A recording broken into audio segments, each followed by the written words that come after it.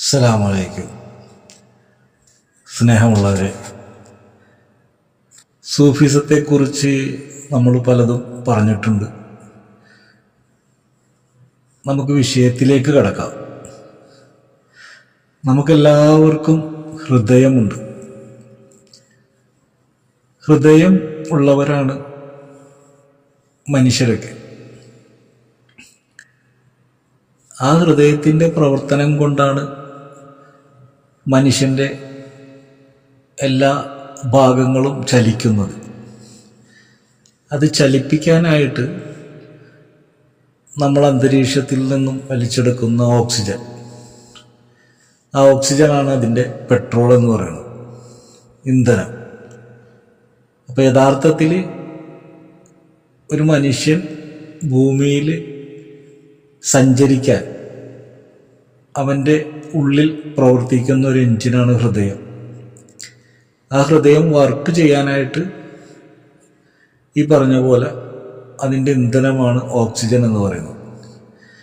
പിന്നെ മറ്റ് അവയവങ്ങളെല്ലാം പ്രവർത്തിക്കാനായി ഒരു വണ്ടി നമ്മൾ ഉദാഹരണമായിട്ട് എടുത്താൽ, ആ വണ്ടിയിലെ ഓരോന്നിനും ഓരോ തരത്തിലുള്ള ഓയിലുകൾ, ഫ്ലൂയിഡ് അങ്ങനെയൊക്കെ ഉണ്ട്. ഇപ്പോൾ ഗിയറിൻ്റെ ഓയിൽ, അതുപോലെ ബ്രേക്കിൻ്റെ ഫ്ലൂയിഡ്, ഇഞ്ചിൻ്റെ ഓയിൽ, അതുപോലെ റേഡിയേറ്ററിൽ വെള്ളം, ഇങ്ങനെയൊക്കെയാണല്ലോ. അപ്പം എന്നതുപോലെ നമുക്ക് വെള്ളം ആവശ്യമാണ്, അതുപോലെ തന്നെ ബ്ലഡ് ആവശ്യമാണ്, ഓക്സിജൻ ആവശ്യമാണ്. അങ്ങനെ ഇതെല്ലാം കൂടി സമ്മേളിച്ചു കൊണ്ടാണ് നമുക്കൊരു ചലനം ഉണ്ടാകുന്നത്. അപ്പോൾ നമ്മളിങ്ങനെ ചലിക്കുമ്പോൾ നമ്മുടെ ബ്രെയിൻ, തലച്ചോറ്, നമ്മൾ കാണുന്ന കാഴ്ചകളെ മനസ്സിലാക്കി നമ്മളിലേക്ക് കൊണ്ടുവരുമ്പോൾ, കാണുന്ന കാഴ്ച എന്താണോ അതുമായി ബന്ധപ്പെട്ടിട്ടുള്ള ഒരു ചിന്ത, അല്ലെങ്കിൽ അതുമായി ബന്ധപ്പെട്ടിട്ടുള്ള ഒരു ശരീരത്തിനൊരു പ്രത്യേകമായിട്ടുള്ള അനുഭവം. അതായത് ഇപ്പോൾ ഒരു വസ്തു കാണുകയാണ്, അത് ഭയമുള്ളതാണെങ്കിൽ നമുക്ക് ഭയം അനുഭവപ്പെടും, സന്തോഷമുള്ളതാണെങ്കിൽ സന്തോഷം വരും, കരയാനുള്ളതാണെങ്കിൽ കരച്ചിൽ വരും. അങ്ങനെ എന്താണോ കാണുന്നത്, ആ കാണുന്ന സംഭവം അതിനെ നമുക്ക് തിരിച്ചറിഞ്ഞു കഴിഞ്ഞാൽ, ആ തിരിച്ചറിവിലൂടെയാണ് നമുക്ക് ഈ പറയുന്ന സന്തോഷവും സങ്കടവും അതുപോലെ തന്നെ അതിശയങ്ങളും വികാരങ്ങളും വിചാരങ്ങളും ഒക്കെ നമ്മുടെ ശരീരത്തിൽ പ്രവർത്തിക്കുന്നത് ഇങ്ങനെയാണ്. അപ്പം എല്ലാ മനുഷ്യരും പലതരത്തിൽ ഈ ലോകത്ത് ജനിച്ച് വളർന്ന് വരുമ്പോൾ അവരവരുടെ കുടുംബത്തിൽ നിന്ന് അവർക്ക് കിട്ടുന്ന അറിവ്, ആ അറിവിൽ പല ആളുകളെ സംബന്ധിച്ചിടത്തോളം ആദ്യത്തെ അറിവെന്ന് പറയുന്നത് അവൻ്റെ തലയിലേക്ക് ആദ്യമായിട്ട് ചെല്ലുന്നത് ഓരോ മതത്തിൻ്റെ അടിസ്ഥാനത്തിലുള്ള, ഒരു മുസ്ലിമായി ജനിക്കുന്ന ഒരു കുട്ടി അതിൻ്റെ പ്രസവം കഴിയുമ്പോൾ അതിൻ്റെ ചെവിയിൽ ബാങ്ക് കൊടുക്കുന്നു, കാമത്ത് കൊടുക്കുന്നു, പിന്നെ അതിനൊരു പേര് വിളിക്കുന്നു. അങ്ങനെയൊക്കെയുള്ള ചടങ്ങുകളൊക്കെ ഉണ്ട്. പക്ഷെ ആ കുട്ടിക്ക് അത് എന്താണെന്ന് തിരിച്ചറിയുന്നില്ല. കുറേ കഴിഞ്ഞിട്ടാണ് ആ കുട്ടി തിരിച്ചറിയുന്നത് തനിക്കിങ്ങനൊരു പേരുണ്ട്. പിന്നെ ഈ ചെയ്ത കാര്യങ്ങളൊക്കെ അവൻ തിരിച്ചറിയണത് മറ്റാർക്കെങ്കിലും ഇതേപോലെയുള്ള അവൻ്റെ തിരിച്ചറിവുകളിലേക്ക് കടന്നു വന്നിട്ട് തൻ്റെ കുടുംബത്തിൽപ്പെട്ട മറ്റാർക്കെങ്കിലും ഇതുപോലെയുള്ളൊരു ജന്മം കൊള്ളുമ്പോൾ താനും ഇങ്ങനെയാണ് വളർന്നു വന്നതെന്ന് മനസ്സിലാക്കിയെടുക്കുന്നുണ്ട്. അപ്പോൾ അവനൊരു ഹൃദയമുണ്ട്. ആ ഹൃദയത്തിലേക്ക് ഈ പറയുന്ന പോലെ നമ്മൾ കാണുന്ന സംഭവങ്ങളും കേൾക്കുന്ന സംഭവങ്ങളും ഇടപഴകുന്ന വിഷയങ്ങളും ഒക്കെയായി ബന്ധപ്പെട്ടുകൊണ്ട് നമ്മുടെ നമ്മുടെ ഇതെല്ലാം ശേഖരിക്കുന്ന ഒരു സ്റ്റോറേജ് ഉണ്ട്, മനസ്സെന്നാണ് നമ്മളതിനെ പറയണത്. രണ്ട് മനസ്സുണ്ടെന്നാണ് പറയുന്നത്, ഉപബോധ മനസ്സും ബോധ മനസ്സും. അപ്പോൾ യഥാർത്ഥത്തിൽ കാണുന്ന സംഭവങ്ങളെയൊക്കെ അപ്പപ്പോൾ മനസ്സിലാക്കിയെടുക്കുന്ന ബോധ മനസ്സും പിന്നെ കണ്ട കാര്യങ്ങളെല്ലാം നമ്മളിൽ നിന്ന് പുതിയ പുതിയ മെസ്സേജുകളിലേക്ക് പോകുമ്പോൾ കഴിഞ്ഞു പോയ സംഭവങ്ങളൊക്കെ നമ്മുടെ ഉപബോധ മനസ്സിലും ഉണ്ടാവും. എൻ്റെ ഒരു അറിവ് വെച്ചാണ് ഞാൻ സംസാരിക്കുന്നത്. നിങ്ങളുടെ കാഴ്ചപ്പാടിൽ വ്യത്യസ്തമായ അഭിപ്രായങ്ങൾ ഉണ്ടായേക്കാം. എങ്കിലും എൻ്റെ ഒരനുഭവത്തിൽ നിന്നുകൊണ്ട് ഞാൻ മനസ്സിലാക്കിയെടുത്ത, ആധികാരികമായിട്ട് പറയാനൊന്നും എനിക്കറിയില്ലെങ്കിലും ഞാനൊരു വിഷയത്തെ സൂചിപ്പിക്കാൻ വേണ്ടിയാണ് ഇതൊക്കെ പറഞ്ഞുകൊണ്ടുവരുന്നത്. അപ്പോൾ നമ്മൾ ആ വണ്ടി നമ്മൾ ഓടിച്ച് പല വഴികളിലൂടെ പോയി തിരിച്ച് നമ്മൾ വീട്ടിൽ വരുമ്പോൾ ആ വണ്ടിയിൽ പറ്റിപ്പിടിച്ചിരിക്കുന്ന ചെളിയെല്ലാം കഴുകി വൃത്തിയാക്കി വീണ്ടും ഒരു പുതുമയോടുകൂടി വെക്കുകയാണ്. അപ്പോൾ നമ്മൾ ഷോറൂമിൽ നിന്ന് ഇറക്കി കൊണ്ടുവന്ന ആ ഫ്രഷ്നെസ് ഓരോ ദിവസം ചെല്ലും തോറും അത് മാറി മാറി മാറി മാറി അതിൻ്റെ പെയിൻറ്റും അതുപോലെയുള്ള സാമഗ്രികളിലൊക്കെ തേയ്മാനങ്ങൾ സംഭവിച്ചുകൊണ്ട് ഇരിക്കും. ഇതിനനുസരിച്ച് ഈ പറയുന്ന പോലെ ഓയിലും വെള്ളവും മറ്റുള്ള കാര്യങ്ങളൊക്കെ ചെല്ലുന്നുണ്ട്. അപ്പോൾ നമ്മുടെ ആ ശരീരത്തിലേക്ക് ആഹാരങ്ങളൊക്കെ കൃത്യമായിട്ട് തന്നെ പോകുന്നുണ്ട്. പക്ഷെ കൃത്യമായ രീതിയിലുള്ള ഭക്ഷണം ആരും കഴിക്കുന്നില്ലെന്നാണ് എൻ്റെ ഒരു വിശ്വാസം. കാരണം സമയത്തിനനുസരിച്ച് ആഹാരങ്ങൾ പലരും കഴിക്കാൻ പറ്റാതെ പോവുകയാണ്. അപ്പോൾ യഥാർത്ഥത്തിൽ ഓയില് ഇത്ര കിലോമീറ്റർ വരെ ഓടിക്കാം, ഒരു 10,000 കിലോമീറ്റർ കഴിഞ്ഞാൽ ഓയിൽ ചേഞ്ച് ചെയ്യണമെന്ന് കമ്പനി പറയുമ്പോൾ ഈ 10,000 കഴിഞ്ഞ് ചിലപ്പോൾ 10,000 അല്ലെങ്കിൽ 11,000 അല്ലെങ്കിൽ 12,000 ഒക്കെ എത്തുമ്പോൾ ഓയിൽ ചേഞ്ച് ചെയ്യുന്ന ആൾക്കാരുണ്ട്. അങ്ങനെ വരുമ്പോൾ ഇഞ്ചിന് തകരാറ് സംഭവിക്കും. അതിൻ്റെ പാർട്സുകൾക്കൊക്കെ ചെറിയ ചെറിയ ഉരച്ചിലുകളൊക്കെ വരാൻ തുടങ്ങും, ഓയിലിന് കട്ടിയാകും. എന്നതുപോലെ നമ്മൾ കൃത്യമായിട്ട് ആഹാരം കഴിക്കാതെ വരുമ്പോൾ നമ്മുടെ ഉള്ളിലുള്ള പാർട്സുകൾക്കൊക്കെ ചെറിയ ചെറിയ തകരാറുകൾ സംഭവിക്കാൻ തുടങ്ങും. അത് സ്വാഭാവികമാണ്. അപ്പം അങ്ങനെ എല്ലാം ക്രമം തെറ്റുമ്പോൾ ഗ്യാസ് അതുപോലെയുള്ള പല പ്രശ്നങ്ങളും വന്ന് ബോഡി വല്ലാത്തൊരു സിറ്റുവേഷനിലേക്ക് കടന്നു പോകും. കൃത്യമായ ആഹാരം കൃത്യസമയത്ത് കൃത്യതയോടുകൂടി കഴിച്ച്, അത് കഴിക്കുക എന്ന് പറഞ്ഞാൽ ചവച്ച് അരച്ച് കഴിക്കുക എന്നാണ്. സത്യത്തിൽ ഇപ്പോൾ ചവച്ച് അരച്ച് കഴിക്കുക എന്ന് പറയുന്ന ഒരവസ്ഥയിൽ ആരും ഭക്ഷണം കഴിക്കുന്നില്ല, എല്ലാവരും വിഴുങ്ങുകയാണ് വേഗത്തിൽ. സമയമില്ല, ഒന്നിനും സമയമില്ല. നമ്മളൊരു ഹോട്ടലിൽ കയറി എവിടെ കയറിയാലും വേഗത്തിൽ തിന്ന് ഇറങ്ങി നമ്മുടേതായ ആവശ്യങ്ങൾക്ക് വേണ്ടി ഓടാനുള്ള പരക്കം പാച്ചിലാണ്. അപ്പോൾ ഇങ്ങനെയൊക്കെ ധൃതി പിടിച്ചുകൊണ്ട് ജീവിക്കുന്ന നമ്മളെല്ലാവരും മനസ്സിലാക്കേണ്ട ഒരു പ്രധാനപ്പെട്ട, എത്ര ധൃതി പിടിച്ച് ഓടിയാലും നമുക്കൊരു അവസാനമുണ്ട്. അപ്പം എൻ്റെയൊക്കെ ചെറുപ്പത്തിൽ ഒരു കൂട്ടുകാരന്മാരായിട്ട് പലതരം കളികളിൽ ഏർപ്പെടാറുണ്ട്. കാരണം നമ്മളിപ്പോൾ ആ കാലത്തൊക്കെ തീപ്പെട്ടിപ്പടം വെച്ച്, എൻ്റെയൊക്കെ ചെറുപ്പത്തിലെ കാര്യമുണ്ടോ പറയണം, തീപ്പെട്ടിപ്പടം വെച്ചുള്ള കളി, അതുപോലെ തന്നെ ഈ എന്താ പറയുക കോലുകളി, അതുപോലെ തന്നെ കച്ചി കളി, അങ്ങനെ പലതരം കളികളിൽ ഏർപ്പെടാറുണ്ട്. ഇതിൻ്റെ ഇടയിൽ ഈ മഴക്കാലമല്ലാത്ത സമയത്ത് നമ്മൾ പറമ്പുകളിൽ പോയി ഫുട്ബോളും ഇതുപോലെയുള്ള ഒളിച്ചുകളിയും സാതേമ്പർ കളി, അങ്ങനെ പല കളികളൊക്കെ ഉണ്ട്. ഇതൊക്കെ കുറേ പേരുകളൊക്കെ ഉണ്ട്. അപ്പം അത്തരം കളികളിലൊക്കെ ഏർപ്പെടും. മഴക്കാലം വന്നു കഴിഞ്ഞാൽ പിന്നെ പുറത്തിറങ്ങി കളിക്കാൻ പറ്റില്ല, അപ്പോൾ വീടിൻ്റെ അകത്തായി. അപ്പോൾ ആ സമയത്തൊക്കെ നേരം പോകാൻ വേണ്ടി ഈ പറഞ്ഞ പോലെ പാമ്പും കോണി അല്ലെങ്കിൽ ലൂഡോ അല്ലെങ്കിൽ ഇങ്ങനെ കരി വെച്ചിട്ട് നിര കളിക്കുക. ചില ആൾക്കാർ ചെസ്സ് കളിക്കും. അപ്പോൾ ചെസ്സ് കളിയൊക്കെ വലിയ വലിയ ബുദ്ധിയുള്ള ആൾക്കാരിലൊക്കെ ആണ് കളിക്കാറ്. എന്നാലും സാധാരണ പിള്ളേരൊക്കെ ചെസ്സിൽ ഏർപ്പെടാറില്ല. എന്നാലും സാധാരണ പിള്ളേരൊക്കെ കളിക്കുന്ന ഇത്തരം കളികളൊക്കെ. അപ്പം എല്ലാ കളിയിലും ഒരു തോൽവിയുണ്ട്, ഒരു ജയവും ഉണ്ട്. എല്ലാ കളിയിലും അതുണ്ട്, ജയവും പരാജയവും. അപ്പോൾ ജയിക്കുക എന്നുള്ള ഉദ്ദേശത്തിലാണ് എല്ലാവരും ഇരിക്കുന്നതെങ്കിൽ ഓട്ടോമാറ്റിക്കായിട്ട് കളിച്ച് വരുമ്പോൾ ഓരോരുത്തരുടെ ബുദ്ധിക്കനുസരിച്ച് കൊണ്ട് ചിലർ പരാജയപ്പെടും, ചിലർ ജയിക്കും, അങ്ങനെ പോകും. അപ്പോൾ ആ സമയത്തൊക്കെ ഇങ്ങനെ ഇത്തരം കളികളിൽ ഏർപ്പെടുമ്പോൾ അതിൽ രസകരമായൊരു കളിയുണ്ട്, കാടും വീടും കളി. ഒരു പേപ്പറിൽ ഇങ്ങനെ വരച്ചിട്ട് കാടെന്ന് എഴുതിയിട്ട് വീടെന്ന് എഴുതിയിട്ട് ഇങ്ങനെ കാട്ടിൽ നിന്ന് വീട്ടിലേക്ക് എന്നുള്ള രീതിയിൽ ഇങ്ങനെ കളിക്കുന്നൊരു കളിയുണ്ട്. അപ്പോൾ ഇങ്ങനെ പേപ്പറിൽ എഴുതി കളിക്കുന്നൊരു കളിയിൽ ഒരു ദിവസം ഞാൻ എന്ത് ചെയ്തു, രസകരമായ പണി ഒപ്പിച്ചു. കാടും വീടും കളിക്കാമെന്ന് പറഞ്ഞു. അപ്പം ഞാൻ എന്ത് ചെയ്തെന്ന് വെച്ചാൽ വീടെന്ന് എഴുതി, അപ്പുറത്ത് പള്ളിക്കാടെന്ന് എഴുതി. അപ്പോൾ വീട്ടിൽ നിന്ന് പള്ളിക്കാട്ടിലോട്ട്. അപ്പോൾ ഞാനിപ്പോൾ എഴുതി കൊണ്ടുവന്നത് എല്ലാവരുടെയും മുമ്പിൽ വെച്ച് നിരത്തിയപ്പോൾ എല്ലാവരും അതിലേക്ക് നോക്കിയിട്ട് കളിക്കാനായിട്ടൊരു മടി. അപ്പം ഞാൻ ചോദിച്ചു, എന്താണ് മടി, എന്താണ്? അല്ല നീ എന്താ ഇതിൽ എഴുതി വെച്ചിരിക്കണത്?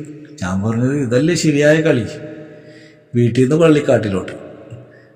പക്ഷെ അത് കളിക്കാൻ ആരും ധൈര്യപ്പെടാനുള്ള, എല്ലാവർക്കും ഒരു ഭയം. അപ്പം ഞാൻ ചോദിച്ചു, എന്തിനാ ഭയക്കുന്നത്? എന്തായാലും നമ്മളൊരു ദിവസം മരിക്കും. അപ്പം നമുക്ക് ഇപ്പോഴേ തന്നെ കളി തുടങ്ങാം, വീട്ടിൽ നിന്ന് പള്ളിക്കാട്ടിലേക്കുള്ള കളി തുടങ്ങാം. അതിലാര് ജയിക്കുമെന്ന് നോക്കാം. അപ്പം നിനക്കെന്താ ഭ്രാന്താണെന്നൊക്കെ ചോദിച്ചിട്ടുണ്ട്. കളിക്കാൻ സത്യത്തിൽ ആരും ധൈര്യം കാണിച്ചില്ല. ചിലർ പറഞ്ഞു അതൊക്കെ കളിച്ചു കഴിഞ്ഞാൽ അറം പറ്റിയ പോലെ ആകും എന്നൊക്കെ പറഞ്ഞു. എന്തായാലും നമ്മളെല്ലാവരും ഇപ്പോൾ ആ ഗെയിമിലാണ്, വീട്ടിൽ നിന്ന് പള്ളിക്കാട്ടിലേക്കുള്ള കളിയിലാണ് നമ്മളെല്ലാവരും. അപ്പോൾ ആ ഒരു കളിയാണ് നമ്മൾ കളിച്ചുകൊണ്ടിരിക്കുന്നത്. പക്ഷെ നമ്മളാരും അതിനെക്കുറിച്ച് ചിന്തിക്കുന്നില്ല. നമ്മൾ വീട്ടിൽ നിന്ന് പള്ളിക്കാട്ടിലേക്കുള്ള കളിയാണ് കളിച്ചുകൊണ്ടിരിക്കണമെന്ന് നമ്മളാരും ചിന്തിക്കാനില്ല. നമ്മളെല്ലാവരും ഈ പറഞ്ഞ പോലെ ആ പള്ളിക്കാട് മാറ്റി വെച്ചിട്ട് പള്ളിയിലേക്ക് പോകുന്നുണ്ട് വെള്ളിയാഴ്ച ജുമാ നിസ്കരിക്കാനും. അപ്പോൾ ഇടയ്ക്കൊക്കെ പള്ളിപ്പറമ്പിലേക്ക് കയറി തൻ്റെ കുടുംബത്തിൽ നിന്ന് മരണപ്പെട്ടു പോയിരിക്കുന്ന കബറിടങ്ങളൊക്കെ കയറി ദുആ ചെയ്തൊക്കെ വരുമ്പോൾ ഒരു സ്മരണ, ഓർമ്മ, നാളെ ഞാനും ഇവിടെ കിടക്കാനുള്ളതാണെന്നുള്ളൊരു ഓർമ്മ പുതുക്കലാണ് അത്. അതിൻ്റെ അകത്ത് കൂടി മരിച്ചു കിടക്കുന്നവർക്ക് ഫാത്തിഹ ഓതലും ഒക്കെ ഉണ്ടെങ്കിൽ പോലും അതിനേക്കാളെല്ലാം അപ്പുറത്ത് നാളെ ഞാനും ഇവിടെ വന്ന് കിടക്കാനുള്ളതാണെന്നുള്ള ഒരു ഓർമ്മപ്പെടുത്തലാണ്. ആഴ്ചയിൽ ഒരിക്കലും വെള്ളിയാഴ്ചയാണ് എല്ലാവരും ഈ കൂട്ടമായിട്ട് പള്ളിയിലേക്ക് വന്ന് ആ ഒരു സന്ദർഭത്തിൽ തൻ്റെ ബന്ധത്തിൽ നിന്നും അങ്ങനെ മരിച്ചുപോയ ആളുകളുടെ കബറിടങ്ങളൊക്കെ സന്ദർശിക്കുന്നവരൊക്കെ ഉണ്ട്. അപ്പം അതൊരു സ്മരണ പുതുക്കലാണ്. അതിനേക്കാൾ അപ്പുറത്ത് നാളെ ഞാനും ഇവിടെ വന്ന് കിടക്കാനുള്ളതാണെന്നുള്ളൊരു ഓർമ്മ. അപ്പം ആ ഒരു ഓർമ്മയെ നമ്മുടെ മനസ്സിൻ്റെ ഉള്ളിലേക്ക് എന്നും കൊണ്ടുവരാൻ ശ്രമിക്കുക. അപ്പോൾ ഈ ഹൃദയത്തെ പരിശുദ്ധമാക്കുക എന്നുള്ളൊരു പ്രവൃത്തിയുണ്ട്. ഹൃദയം പരിശുദ്ധമായിരിക്കണം. അപ്പോൾ എന്താണ്, അതിൻ്റെ ഒരു തകരാറ് വരരുത്. അപ്പോൾ നമ്മൾ എന്ത് കാണണം, എന്ത് കേൾക്കണം, എന്ത് പറയണം, എന്താണ് ഈ വീട്ടിൽ നിന്ന് പള്ളിക്കാട്ടിലേക്ക് പോയി കിടക്കുമ്പോൾ നമ്മൾ എന്ത് തരത്തിൽ കളിച്ചാലാണ് ആ ജോലി ഭംഗിയാകുന്നതെന്നുള്ള ഒരു ചിന്തയാണ് സൂഫിസത്തിലൂടെ പഠിപ്പിക്കുന്നത്. എല്ലാ ഷെയ്ഖന്മാരും ഏത് ഷെയ്ഖന്മാരുടെ അടുത്ത് ചെന്നാലും അവർക്ക് മരണത്തെക്കുറിച്ചാണ് പ്രധാനമായിട്ടും പറയാനുള്ളത്. നമ്മളോട് സംസാരിക്കുന്ന ഏതെല്ലാം വിഷയം എടുത്ത് സംസാരിച്ചു വന്നാലും അതിൻ്റെ ക്ലൈമാക്സ് വരുന്നത് മരണത്തിലായിരിക്കും. പൊതുവെ എല്ലാ സൂഫികളും അതാണ് സംസാരിച്ചുകൊണ്ടിരിക്കുന്നത്. പ്രവാചകൻ പോലും അത് തന്നെയാണ് ഓർമ്മപ്പെടുത്തിയത്, മൂത്തു കബില ആൻഡ് മൂത്തു, മരിക്കുന്നതിന് മുമ്പ് നീ ഒന്ന് മരിക്കണം. അപ്പോൾ മരിക്കുന്നതിന് മുമ്പ് മരിച്ചു കഴിഞ്ഞാൽ പിന്നെ ആഗ്രഹങ്ങളില്ല. അന്നുള്ള ജീവിതത്തിന് പ്രാധാന്യം കൊടുത്തുകൊണ്ട് ഇന്ന് സന്തോഷമാണെങ്കിൽ സന്തോഷം, നാളെ സങ്കടമാണെങ്കിൽ സങ്കടം, ചിലപ്പോൾ നഷ്ടമായിരിക്കും, ചിലപ്പോൾ ലാഭമായിരിക്കും, പക്ഷെ ഒന്നിലും പരാതിയില്ല. അന്നത്തെ ദിവസം നമുക്ക് എന്താണോ തരുന്നത് അതിനെ സ്വീകരിക്കുന്ന ഒരു മനസ്സുണ്ടാക്കിയെടുക്കലാണ്.